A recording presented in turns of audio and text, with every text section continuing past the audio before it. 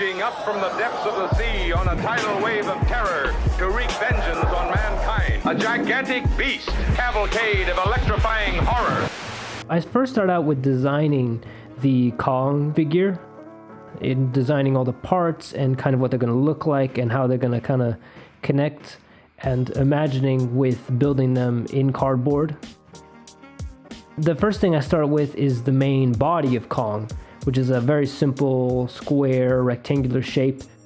That way I kind of have an idea of where everything's going to kind of fit together. So then I start cutting out the pieces I need for the legs that will come next. With Kong, I kind of gave him some thicker but shorter legs because that's how his proportions are, but it still has to be kind of wide enough to support his weight. I kind of gave him a crouched pose to give him more cool fighting stance. Then I start cutting out all the pieces for the arms as well. With Kong, his arms are a bit longer than his legs. I made sure to give him some nice strong arms, also because a lot of his strength is in his arms, so I wanted to give him big strong arms. Then I put those together, so I now have the arms and the legs and the body, but I haven't attached them yet because I kind of want to figure it out once I've got all the pieces together, how it's all going to come together. So I just have them kind of all by each other. Then I start to cut out all the pieces for the fingers and the toes and the feet, which actually was quite a tedious process, especially getting the fingers just right.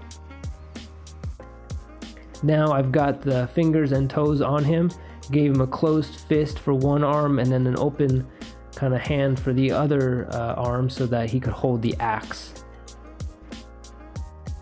Then I start to build the head. The head is actually kind of a simple shape, just with kind of a mouth glued on and some eyes, and then a bit of hair just to give him some detail. Then he all kind of comes together. Gave him some extra detail on the fur, just to kind of make that stand out, and of course the axe as well, his main weapon. Then I move on to a basic one coat of paint, just with a brown paint, just to give him a basic coat. And then I move on to the final paint job, making sure to balance out him, giving him his darker fur and also kind of his darker gray skin tones, but also making sure he kind of stands out, giving some of his hair, especially on his face, a little lighter. Then of course making the axe really stand out, making sure that the blue really pops. And overall I'm pretty happy with how everything turned out on him. Not exactly how I had designed him, but some things you just can't plan for. But overall I think he turned out pretty good.